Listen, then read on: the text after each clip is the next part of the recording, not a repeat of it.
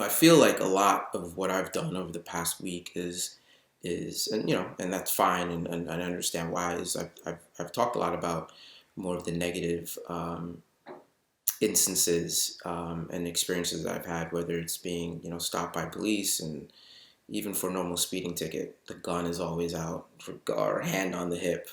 Um, the demeaning questions about how can you afford this car? What do you do? Uh, why do I have to qualify what I have to you as a part of me going 66 and 65? So I think the reason why I've shared more of the instances in terms of being held at gunpoint by police, or being put in handcuffs but never actually being arrested or charged with any crime is not in any way to try to imply that I've had it so bad in life, or things are so terrible for me. But I think it's more to give a vantage point to others that I feel believe that these instances of police brutality, or mass incarceration, or the murders of unarmed black men and women that pop up on the news almost weekly, it feels like. Um, um, Sometimes it's easy to be more standoffish and assume, because of the character assassinations that the media normally do on anybody. It's sometimes easier, I feel, for people to assume that it's not a broader problem, and it's very limited to. It's not their colleagues, it's not their friends, it's not their neighbors, it's not their doctor. And what I really was hoping to do more so than anything with kind of sharing my story, particularly as somebody that so many people in our industry know, either personally or know of, is to just show how widespread these issues are. And it's a constant struggle that people have to deal with. And it's not, month after month, or quarter after quarter, or even year after year, just decade after decade, that it's continued, and trying to in any way possible use my voice to help bring more awareness to the larger issues. When we have conversations about diversity and inclusion, I think there's a couple of things that we need to keep in mind.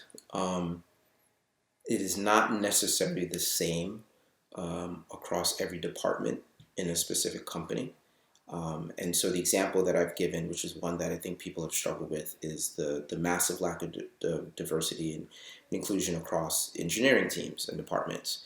And what I've said about that in the past is that in that instance, there are not enough candidates to have, I think, the diversity level that people would want or expect. And so it is not something that can be solved just by hiring practices. It goes much deeper into educational access, and developing, STEM education, and getting more females and more Black and Hispanics to become engineers and coders. And so I think that is a much bigger, longer term challenge that requires a solution with set milestones.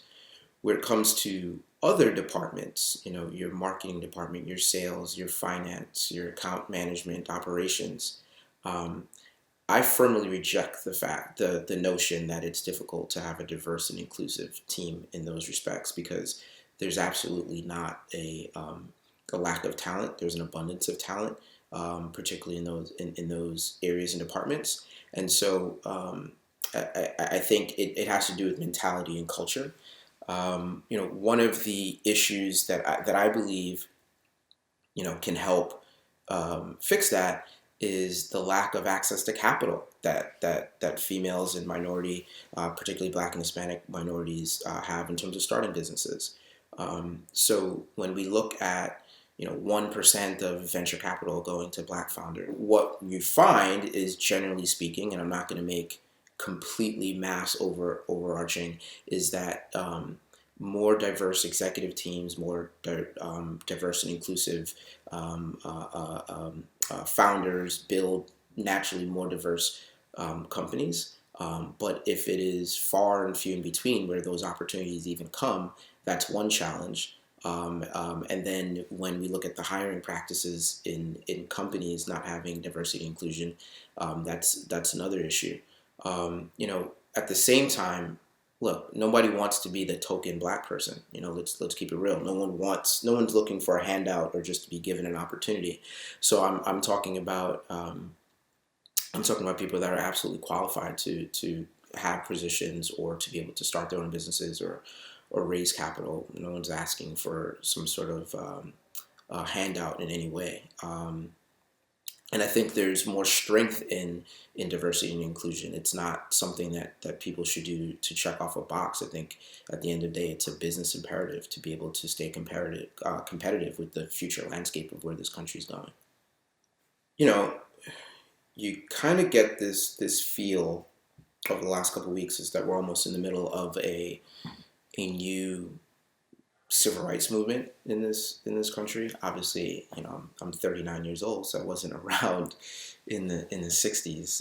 But as you hear the stories of the history that you've learned, this type of the protesters and the day after day, and I think the perseverance that people have had. So for example, and I'm going a little bit off on a tangent here, so forgive me, but if you think about it, 4 or 5 years ago, there were people calling the Black Lives Matter a terrorist organization, and it was just this militant, crazy, left-wing, ridiculous thing.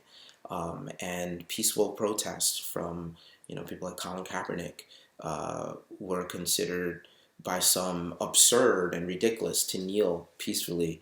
People kneel when they pray. But to kneel during the national anthem was a big controversy. And then now you have Fortune 500 brands that are openly talking about Black Lives Matter. Now, talk is one thing, so you have some brands, I won't call them out. You have one brand that had a whole big thing for Blackout Tuesday and Black Lives Matter. Meanwhile, they, have like hundreds of lawsuits for discrimination, not only in hiring practices, but how they treat their own consumers in their stores. So I do think there needs to be authenticism and words without action. As everybody says, talk is cheap. But I do think the fact that just in a matter of 4 or 5 years, the whole mindset that I think people have thought about in terms of something as basic and simple as saying that the life of a certain individual means something.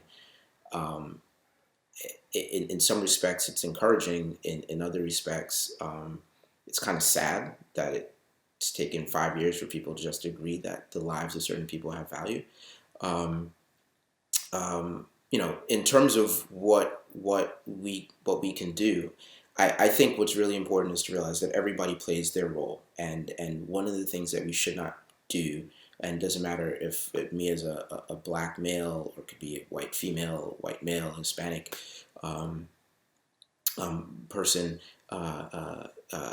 is that we can't, I think, force other people to do what we would do. Everybody plays their role. So there's some people that are protesting and marching in the streets. Some people are privately writing letters to their congresspeople. Some people are just educating themselves about maybe their own prejudice, or looking for ways to be more inclusive in their organizations. I think there's no right answer for everybody about how things are happening, but I think if we can take this moment in our country, in our industry, in our own personal lives to try to do something, whatever that is, I think there's such a collective strength that can actually lead to some meaningful change. So from that standpoint, as much as there's been difficult conversations to be had, or frustrations, or just even pain, I think there's legitimate hope. I mean that this might actually lead to some real lasting change in this country.